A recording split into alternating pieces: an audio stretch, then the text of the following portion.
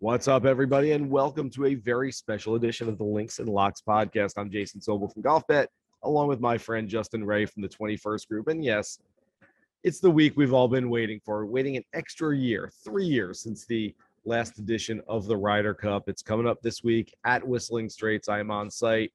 Jay Ray has been doing a ton of work behind the scenes, getting prepared and ready for this week's festivities. What's going on, buddy? How is your coffee intake going right now? It's a steady upward tick on the chart. By the time we get to probably about Sunday morning, we'll be at the Sunday morning. It's Sunday morning of the Ryder Cup, Sunday morning of the Masters. That's the heaviest coffee intake of the season. That's like you ratchet it up to like I don't know if you saw Dan Campbell, the Lions coach, his coffee order that kind of went viral, Yep. but you're nearing that, not quite to that psychopathic level, but you're nearing that kind of level of intake of needed caffeine to push through. But a lot of work, but obviously this is just so much, this event is so much fun, man. It's so exciting. And we get to step outside of our, stroke play box and, pit these two rivals together. And hey, by the way, we don't have to talk about who's on the team anymore. The rosters are set. Thank goodness. Yeah, I can't wait for this thing to actually get underway. I've said it a few times this week already. The worst thing about the Ryder Cup, and there are a whole lot of really, really good things. We're going to get into all of them in the next little bit. The worst thing about the Ryder Cup is, unlike pretty much every other event that we see during the entire year, you get to Wednesday evening, you're like, all right, cool, it's finally going to start. You get to Thursday morning, you're like, here it is. It's Thursday morning, 24 more hours, and we get to start this thing. Oh, God. Oh, just start already. So there's going to be so much conjecture and so much discussion over the next few days. I guess now that we've kind of gotten into the week a little bit, one thing that we can get into now is the potential of possible pairings. We'll start with the U.S. team, and do we look into? And I get it. This is a big leap right here, but do we look into the way the U.S. team is coming out for their, first of all, practice round pairings, and secondly, interview sessions, and say, are these pods? Are these going back to the old Paul Azinger days of 2008, where there are essentially 3 teams of 4 within the U.S. team, and they have actual pods? I hosted a radio show last week where Justin Leonard came on. He talked about that 2008 team and said he was in a pod, I think it was with Phil, Anthony Kim, and Hunter Mahan. He said, we practiced together, we ate together, we hung out together. He said, there were a few guys. Ben Curtis was on that team. He goes, I don't think I saw Ben Curtis all week until afterwards.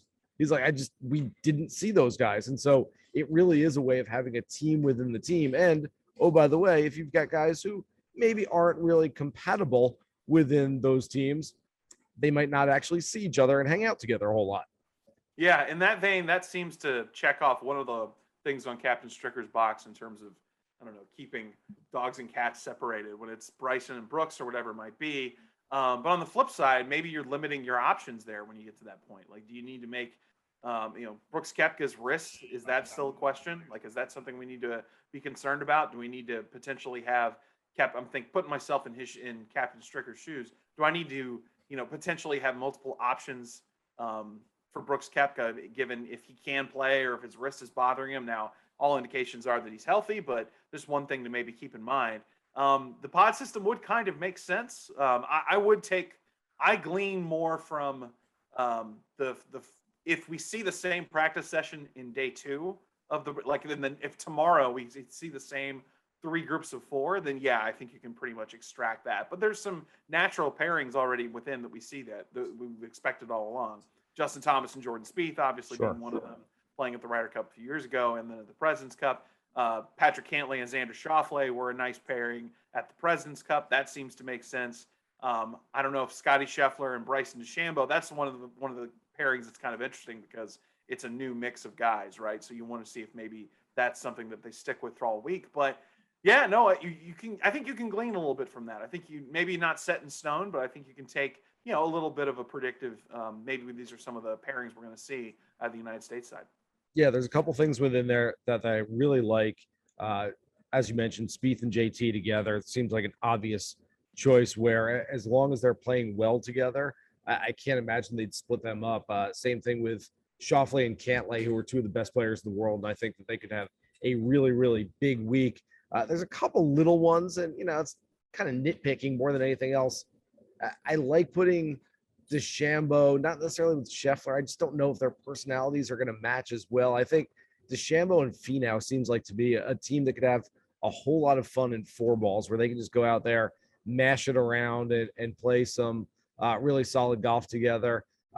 Morikawa to me is sort of an interesting kind of just sort of stuck in the middle there, like, can kind of play with anybody, but we're not quite sure about his health and his form and things like that. So I think there are a ton of question marks coming into this thing on both sides. And that's what's going to make it so intriguing. The fact that I think on a lot of years, even though this is based on world ranking, the quote unquote best, I guess, US team that we've seen, I hate to say it in those terms, because it's not what people are going to translate it as. But as far as world ranking and average ranking, is that correct? That this is the highest ranked US team, at least?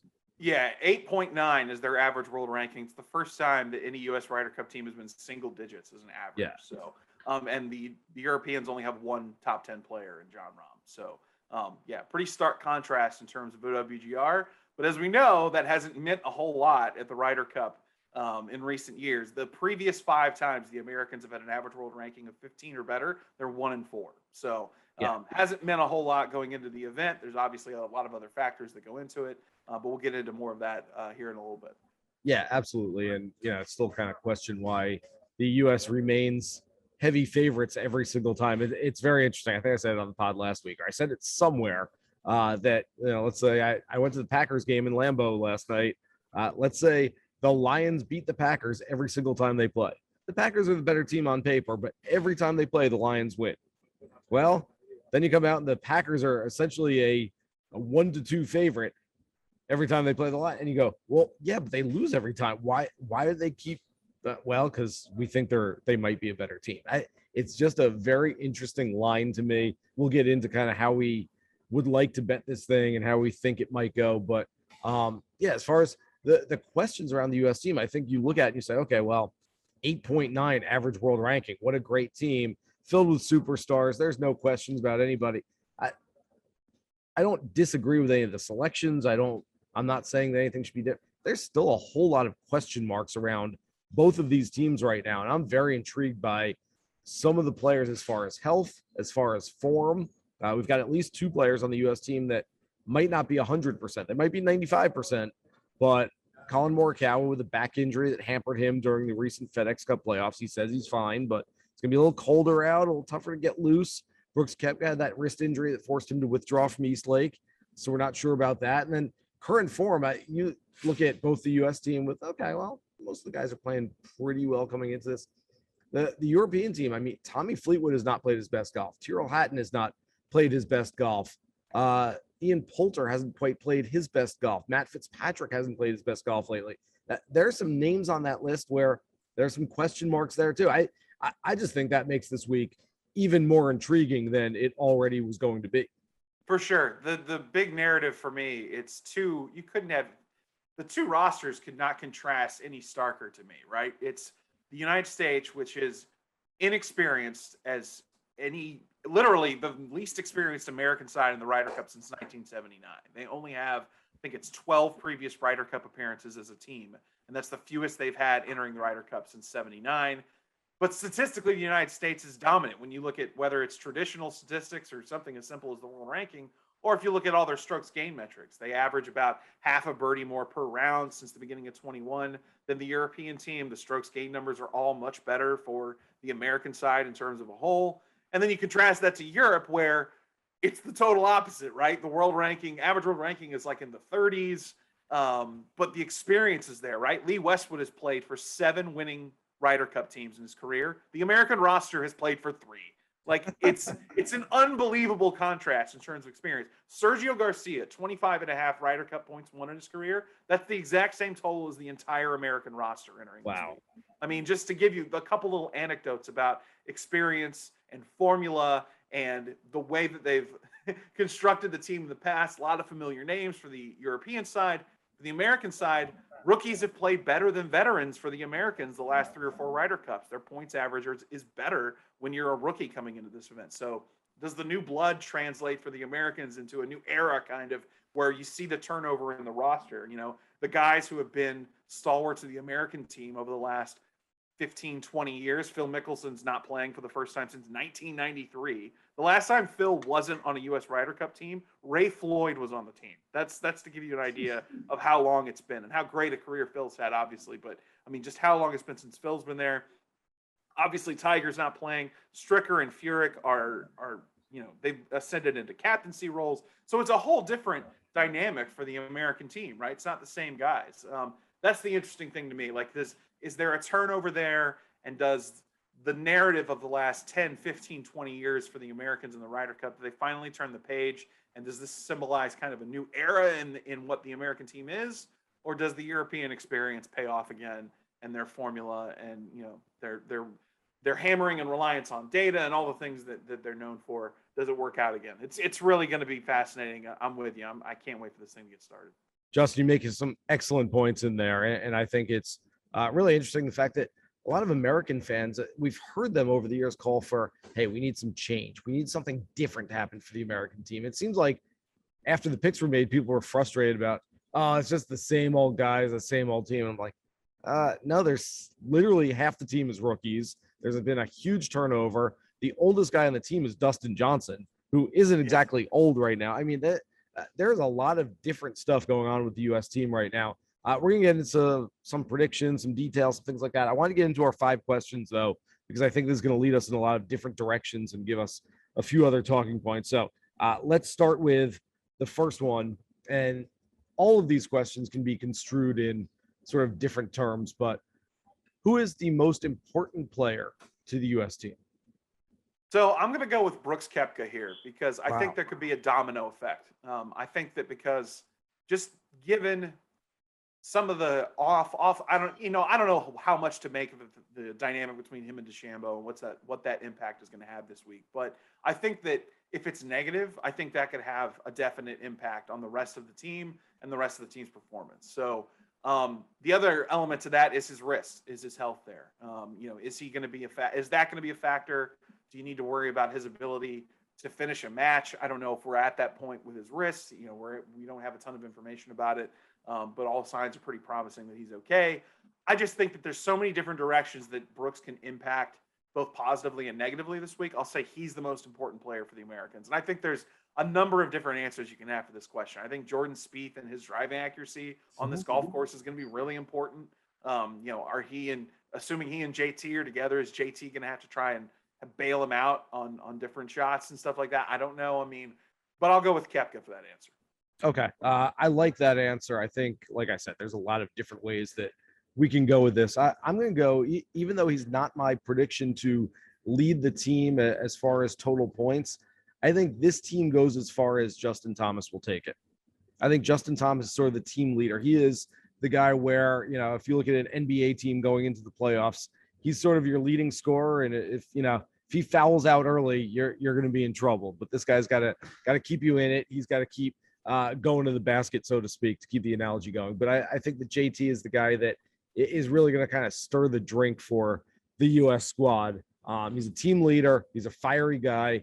He's a guy that can get the fans even more pumped up than they already are. I think that he also wears his emotions on his sleeve. And so if things aren't going well, you look at JT, he's got his head hung down, he's moping down the fairway, and all of a sudden the entire tone of everything can shift very, very quickly. So I think JT is a guy that if he's playing well, if he's feeling good, if everything's going the right way, he can bring 11 other players up to his level. And if he's not, I think you can bring those players down to a level where they probably don't want to be. Who's the one guy on the American team you could see getting the crowd into the biggest frenzy this week? Well, I think it's Justin Thomas. Okay, I'm going to get into that. I think he has a huge opportunity to, not just this week, but in the coming decade more, to be the stalwart leader of this next generation I talked about of American Ryder Cup teams. All right, well, question 2 of our 5 questions. I'm going to answer exactly what you just said there. And this is a little bit different than the most important player, but who is the biggest X factor? If Justin Thomas, for me, is the guy who's the leading scorer on your team going into the NBA playoffs, who's the 6th man coming off the bench who you need to come in the third quarter and really start rallying them. The X factor for me, because I'm not sure they have another guy. I think JT is that guy that can rally the crowd a little bit, but a lot of these guys, a lot of the rookies are sort of 45-year-old rookies, so to speak. You look at Scotty Scheffler, you look at Colin Morikawa, and these aren't like young, brash dudes. These are middle-aged guys trapped in a young man's body, and they act like, which is a compliment. I don't mean that as a backhanded compliment. I mean that as usually a very mature. Good thing for golf, by the way. Yes, absolutely. But there isn't, I don't see a real Anthony Kim or Patrick Reed type of personality on this team, except I don't think people realize how fiery and how much of a competitor Daniel Berger is. And for me, the X factor for the U.S. team is Daniel Berger, because if he plays well, I think he can be that guy. I think he can be maybe not to the Patrick Reed level, but I think he's a guy that can get under the skin of the Europeans. I think he's a guy that's going to fire up the crowd, and I think he's going to be super, super into this thing. So I love Daniel Berger as the X factor for the U.S. team this week. What do you think? That's a great call. Lipper Daniel Berger, like he's packing one, walking down the fairway. Little bit of swag in that walk going up the fairway. A lot of swag. That. Yeah. Okay. I could see that definitely. Going step for step with Poulter, like swagging down the fairway. Absolutely. Yeah. Okay. Yeah. I think that's a good call. That's the other guy on the roster, I think, for the Americans. I'm with you, that could really, be fiery and the crowd will feed off of it. And I think there could be an effect there. My biggest X factor for the Americans is course setup and their advantage with distance. I think that if they're able to take advantage, look, there's a limit to how much the captains can do in terms of setting up the golf course. But the first hole is a great example of a place where they are able to take advantage of something. It's about 45 yards shorter, the first hole on the scorecard, than it played at Whistling Straits in 2015 at the PGA Championship. So you move that tee box up. The bunkers Pete Dye put in the is for the typical landing area from about 400 yards away off the tee. It protects the field in terms of the hazards there, missing left or right. There's bunkers that are penalizing. You move that tee box up like they have, and they've shortened the hole. Bryson, DJ, Finau, they can just hit it over the penalty, and it doesn't matter, if they miss left or right. So that's one example of something that they can do to take advantage of their, ability to set up the golf course. If they're able to use that as well as the European side did in Paris in terms of making it tight, I think that's the biggest X factor for the Americans. Yeah, there you go. That's a very good interpretation of that question, I think. All right, let's get to the European side. Same question. So question 3, who is the most important player for the Team Europe this week? I think it's Jon Rahm. I know that's the easy answer because he's the best player on the team, but I mean, he's the best player on the planet the last 9-12 months, hands down, in terms of every metric you look at, scoring average, strokes gained. He's a fiery guy. He can be a leader on their team. I think him combined with McIlroy, you're looking at two guys who are going to play all 5 sessions, probably without question. Rory's done it every time he's played on the Ryder Cup. I think 2010, there were only 4 sessions. It was that weird rain out thing, but 12, 14, 16, 18, he played every session. You'll see that from McIlroy. I think we'll see the same thing from Jon Rahm. He's going to play all 5 sessions, and his play is going to be absolutely vital for European success. Yeah, I agree with that. I'm going to go with Rory McIlroy for the exact same points that I made about Justin Thomas, which is he's sort of the guy that stirs the drink, is the best way I can put it. He is the guy who, when he's playing well, he's got a fire, he's got a bounce in his step. He brings everyone up to his level. And when he's not, you don't need to know the score. You don't need to know how he's playing. Just, you can look at it on his face. You can look at his body language. And I think his body language is going to be, that's something that can spread to the rest of the team room, which is, if he's not playing well, and look, be careful about what you say when you're saying spreading things in the team room. I get that. It means something different than it did the last time we had a Ryder Cup. Yes. But I think that, certainly the fact that Rory is a guy that has been around for a long time now, that a lot of guys look up to. Granted, they have an older team and some other guys that certainly understand how to play in these things. I still think that it's vital for Rory. You said it's vital for Jon Rahm to go out there and play well. I still think Rory McIlroy is the guy that is the team leader and the guy that everything sort of revolves around a little bit. So, all right. Same question about the Europeans that we had for the Americans. the biggest X factor, and again, it doesn't necessarily have to be a player, it could just be a thing, but the biggest X factor? I'll pick a player for this one. I'm going to go with Sergio Garcia. I think that his experience in the Ryder Cup, goes without saying. He's the leading points winner in the history of the European side. But sneaky good form the last few months. Played really well in the FedEx Cup playoffs, and his ball striking numbers are among the best on the European side. I think that kind of gets lost when you look at the roster. Sergio is kind of a known commodity, but I think the underlying metrics for Sergio are much more promising than maybe the narrative is going into this event. And he always seems to putt better at the Ryder Cup than he does in stroke play events. So I'm going to go with Sergio as an X factor here. If he has a big week, obviously that's going to translate to some very positive things for the European side. And just look at those underlying numbers. They're better than you think for Sergio Garcia. Yeah, I'm going to go with a person, but not a player. Padraig Harrington, for me, is, and maybe it's more than an X factor, but I think that because the imbalance exists between the U.S. team and the European team, at least on paper, and we all know this, we've talked about the ranking, but I think that Padraig Harrington needs to balance it out. He needs to basically out-captain Steve Stricker this week, which has been done many, many times in the past by European captains.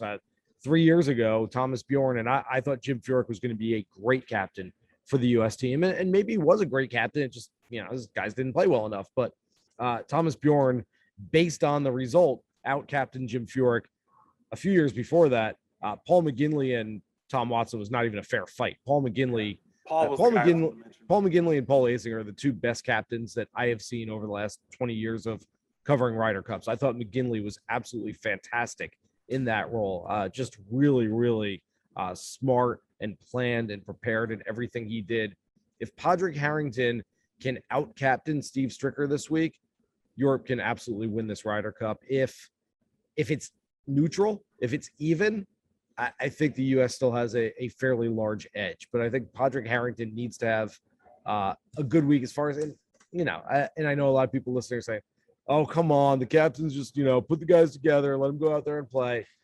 They're a thing. I mean, whether it's getting your team in the right motivational attitude, whether it's playing up the underdog role, whether it's not playing up the underdog role, whether it's figuring out the pairings, whether it's figuring out how to put them in singles on Sunday. I mean, there's a lot of stuff that goes into it, and it's more than just the tangible stuff that we see. There's a lot of sort of behind the scenes backroom things that Harrington can do this week to just give his team a little bit more of an edge. And if that happens, if he does a little bit better of a job than Stricker, I think Europe can absolutely go win this week. Yeah, it's not just this week too. It's a 2-year buildup. It's, when you're the captain of the Ryder Cup team, I mean, you're building an attitude and an emphasis on the event throughout the year, whether it's communicating with players, whether it's encouraging, practice round pairings together throughout the year at major championships or big events where the guys are all together. I mean, there's a task at hand there for the captain, and it kind of, climactically, obviously, it leads to this week, but there are obligations throughout the year, and I can guarantee you that the European side is very good at that in terms of gendering, emphasis on the event, and this matters, and it's not, scribbling down pairings on a napkin, right after Friday foursomes or whatever. Like, there's a lot that goes into it. So, yeah, my biggest factor in determining the outcome. And this might seem simple, but I think it's the Americans playing up to their level, playing up to their baseline. I mean, statistically, obviously, we talked about how much stronger they are across the board, the depth that they have. I think if they play up to their level, and time again in the Ryder Cup they have not, I think that it's going to be a really tough road for Europe to get a win here this week, simply because the depth of the American team is so strong. I think it seems kind of basic. It's like, oh, play better golf, and that's the factor of them winning. But I think really though, that's the narrative, right, for the Americans over the last 2 decades. Like, they show up here and they don't play as well as they look on paper, and the Europeans walk away with the cup, 9 out of 12 or 6 out of 8 or whatever pick your trend in terms of who's won the Ryder Cup recently. The Americans to their baseline, that's going to be the biggest determining factor in the outcome for me. Okay. You jumped me on question 5, by the way, because that was question 5, but you knew question 5, so I didn't have to ask it. What's the biggest determining factor in this week's result? There you go.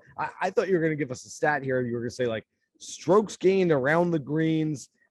If the U.S. can go plus 0.37 as a total team. I mean, something like crazy like that. But I like the fact that you went with the intangible. I'm going to go with the crowd. And it's a little more involved than just, hey, well, if the crowd revs up the U.S. team, they can win this week. It's more than that. We've seen different crowds since galleries have come back after COVID. People have been caged up for a while. People are louder. People are more boisterous. I think that based on the recent history of the U.S. team in this Ryder Cup, that this has a chance of being an absolute just celebration for 3 days, that the fans can be behind them and there's yelling and cheering and rooting, and it's a great, great atmosphere. I also think that if the U.S. team gets off to a bad start, and if that bad start snowballs and they keep playing badly, that it can turn really, really ugly.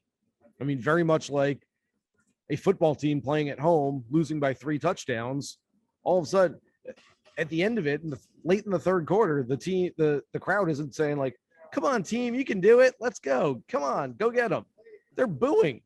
They're yelling at their own guys. And I think that, quite honestly, we might see the first instance, if it all plays out that way, of the home team sort of the home crowd turning on the home team this week.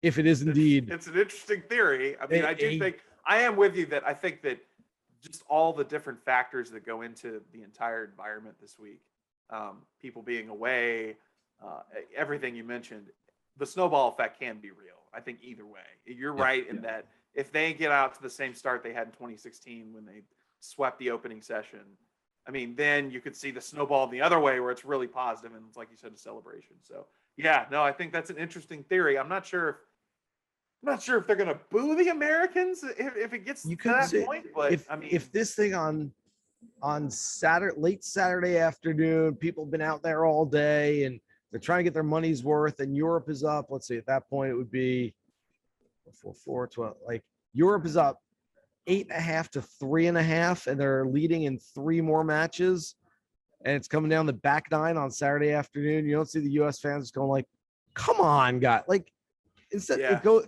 I think the dynamic goes from "Come on, guys, you got this" to "Come on, guys, like, come on, what are we doing?" And I think they turn on them a little bit. It's one scenario. Now, granted, if we're going to play out 10 simulations of the Ryder Cup, that might only be in one of the actual simulations, and the other 9, this doesn't come close to happening. But I think it's a possibility. And again, it's that snowball effect. It's get off to a good start so you keep the crowd going, so you can keep the players motivated. If players stay motivated, they stay revved up, they get the crowd revved up. I mean, it kind of is self-fulfilling deal throughout the entire week that continues on. But all right, those have been the 5 questions. I want to get into the betting markets a little bit here, because I mentioned off the top that anywhere from -185 to even shorter than -200, the U.S. is a favorite this week, which boggles my mind. The fact that we all know it's going to be really, really close, and it has been really, really close. And Europe has got the better of the U.S. team over the last part of the last quarter century, and so the odds makers still keep installing the U.S. as a favorite. Any idea why? I'm waiting to. I'm going to talk to some odds makers this week. I haven't yet, but I think there's a question in there. Now, granted, these odds always reflect where the public is betting, and maybe there's just more of the public that looks at the favorite and says, "Well, oh yeah, the favorite's going to win." But is there you have any inkling? Like, we've seen this time and again where we install one team as the underdog, and it's the same team every time. That team takes on the underdog mentality, and they go out and win. And so we keep sort of, and I say we, but the odds makers continue to install the U.S. as favorites every single time this thing is played. Do they deserve to be the favorites? Probably based on paper, but maybe not based on the results of recent years. Yeah, I think it's maybe just the human nature of looking at the top of the world rankings and seeing, all right, U.S. has got Colin Morikawa. He just won the Open Championship, and you run down the list, like Dustin Johnson, Bryson DeChambeau, Brooks Koepka. You just look at maybe that's the just natural inclination, and we just have a goldfish memory when it comes to remembering what happened 2 years ago, 5 years ago, 8 years, I guess maybe that's part of it, but from an analytical perspective, look, the Europeans have a point differential of plus 24 in the Ryder Cup since 2002, and it's spread out across the three formats. They're plus 12 in singles, and I think it's plus 9 in foursomes, plus 3 in four ball. So regardless of the format, they've been better during this era. The key, I have to kind of abstain a little bit from making an actual nail down prediction because my company works, as anybody who listens to this know, works closely with Team Europe. But Yes. I will say that the last two times the Europeans won, they absolutely dominated foursomes, 13-3. Like, it wasn't a fair fight. Yep. That's the format you need to look at. If foursomes, 7 of the last 8 times, the team that won the most points in foursomes won the Ryder Cup. The only exception being 2012 at Medina when there was the huge comeback in singles for Team Europe. That's where I would look if you're looking to see the outcome, is if the Americans can just split in foursomes. I think they have a really big advantage. The European side needs to take advantage of the foursomes play where they've been so good. The last 6 times the Europeans won the Ryder Cup, they have a plus 15 point differential in foursomes. So that's just statistically so important for the European side. That's the format I look at this week moving forward. It's funny because based on that, that's probably how I'm betting this week, and that's how I've suggested that other people might want to approach it, which is let's wait until we see the foursomes. I like the U.S. to win this week. Unlike you, I'm not Herb Street this week. I'm not doing the game, and so I can indeed make a prediction.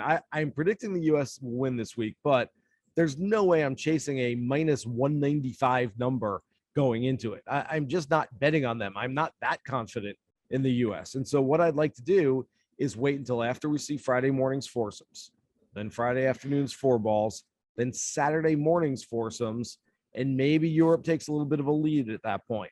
And so maybe Europe's up 7-5, 7.5 to 4.5 after that foursome session. And maybe you can hop on the U.S. at something closer to even money going into Saturday afternoon four balls. And if so, I like jumping on the U.S. team at that point, because I do think the U.S. team is going to be stronger in Sunday's singles. And I do think that if it's a close score going into that, I think even if Europe's up by a couple of points, that the U.S. can certainly come from behind and win enough matches to bring it home on Sunday. But I'm looking for some live value. I just can't jump on that betting number beforehand. And look, if you're, I don't know what kind of pool this would be, but if you're in some pool where it's like, just pick the winner, okay, you can go out and pick the U.S. before it starts. If you actually want to make some money on this thing, and that's my suggestion, it could go horribly wrong. Look, if the U.S. plays really well in both foursome sessions, instead of minus 190, it's going to be minus 350 going into Saturday afternoon four balls. And people out there are going to be like, Sobel, I was going to bet it, and you told me not to. You told me to wait. And now I can't bet it because the number is so short that there's no point in it. Sorry if that happens, but I really do think that it's going to be closer. And I think the line's going to be a lot closer when we get to sort of the midway point on Saturday. You mentioned that I'm Herb Street this week calling the game, and I can't make a pick. I'm going to give you a not so fast, my friend.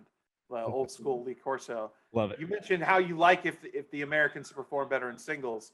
Last 4 Ryder Cups, Europeans in singles, 27 points, Americans 21. So I think there's a perception out there that you get these guys one-on-one, head-to-head, and the Americans reclaim that statistical advantage, but it hasn't been the case in recent years. I do think that it's a little bit different on home soil than it is in Europe. And in 2016, the Americans won, I think it was 7.5 points in singles to 4.5 for Europe. So there was a pretty distinct difference there. But yeah, I would say that perception, I think, kind of exists because they look at 1-versus-1, head-to-head, world ranking, and see a matchup, and they like the Americans a little bit more. Last 4 Ryder Cups, Europeans have a 6-point advantage in singles play. Now, this is a very dangerous game because if I'm trying to counter one of your stats with one of my own, at some point, you're going to throw out the trump card, and I'm not winning this game. But I will try to counter one of your stats with one of mine. In 8 of the last 9 Ryder Cups, the team that has won the Sunday's singles session has won the entire event. And so I think that a lot of what we talk about in the weeks and months ahead of each competition, which is this year, who's Bryson going to play with? And, what do we think about foursomes and what's going to happen there? 12 points up for relevant. grabs on Sunday. It's all very relevant. It all matters. Guess what? It's all going to come down to Sunday. I don't really see a scenario in which, one team, this is not the 2017 President's Cup where going into Sunday, it's like, hey, if one of our guys wins, we pretty much got this thing locked up. This is going to be up for grabs going into Sunday. And so, yeah, I wasn't trying to suggest that the U.S. team absolutely will win in singles. I said they can win in singles, and I think there's some value in, hey, if Europe takes a lead at some point after that second foursome session, I would jump on them in the betting markets, but it doesn't mean that the U.S. is absolutely going to win in singles. Just means there's more value on them when that number goes down a little. Yeah, mathematically, like I rudely shouted during your screed there's 12 points up for grabs on singles. Like there's a reason why. Just 20,000 feet looking at it from the numbers perspective. Yeah, I mean, it's still going to be in the air. It's singles. Just ask the Europeans in 99 and the Americans in 2012. So I heard a story, and I don't. This is not my story to tell, and I cannot give up the story. But at some point in the last few Ryder Cups, there was a player on one of the teams who said, "I want so and so." And we all know that unlike the President's Cup, where the captains go back and forth, there's no way of really getting that. The captains basically put out their picks, and the other captains put out their picks. Well, apparently, as the story goes, one of the captains texted the other captain and said, "Hey, my guy wants your guy." The captain wrote back and said, "All right, put him in the 3 spot or the 5 spot or the 7 spot, whatever it might have been." And they made sure that those players got each other. So, look, I'm not suggesting that there's anything underhanded about how these singles matches will be done, but maybe we can get a couple matches that we would like to see. Off the top of your head, any singles matches that you're like, man, I would pay a lot of money to go watch these two guys play golf against each other? Oh man, that's a good one. How about Rory and Colin Morikawa? Ooh, I think that'd be great. I'm really excited to see how Victor Hovland plays all week. Let's say Victor Hovland, Justin Thomas. That'd be sick. That'd be a great matchup. Man, how about Sergio Garcia and Jordan Spieth, the actual Texan and the honorary Texan going head to head? I mean, that might be fun. Look, you can take your pick, man. There's so many good ones on the board potentially. So all right, so yeah, I'll put Rory Morikawa as number one on my wish list. I don't really think these things are like faux contentious sometimes. Rory Reed, at Hazeltine, that was fun. They were kind of going back and forth. They're shushing each other, but like they're smiling, laughing, having a good time. I feel like Koepka, Poulter, like there could be something there. I feel like they would not have a lot of casual conversations walking down the fairway. I'll put it that way. That could be really fun. The guy I want Rory with is JT. I think JT and Rory. I mean, I explained earlier that I think those are kind of the two team leaders. I mean, if we called the captains coaches and then sort of like a soccer team, we gave someone the armband and someone had to be the captain, I think, maybe Westwood on the European side, but I feel like Rory and JT are sort of the captains, so to speak, of the players. And I'd like to see those two guys against each other. All right. This has been fun. This is going to be an amazing week. I can't wait. We finally get to catch our breath a little bit next week. There's another event going on, but man, I am so glad we're here. I'm so glad we're finally getting this thing underway. Absolutely. No more consternation about rosters, talking about roll them out, man. Set up the pairings, the matchups, roll them out. Let's see who wins this thing. It's going to be great. Can't wait to watch it. Can't wait. Thanks so much to everybody for listening to this edition of the Links and Locks podcast. Remember, you can download, subscribe, rate us everywhere you find your favorite podcast. Good luck with all your bets for this week's Ryder Cup. Man, we're finally here. It's Ryder Cup week. So exciting. Here's hoping you guys hit the green.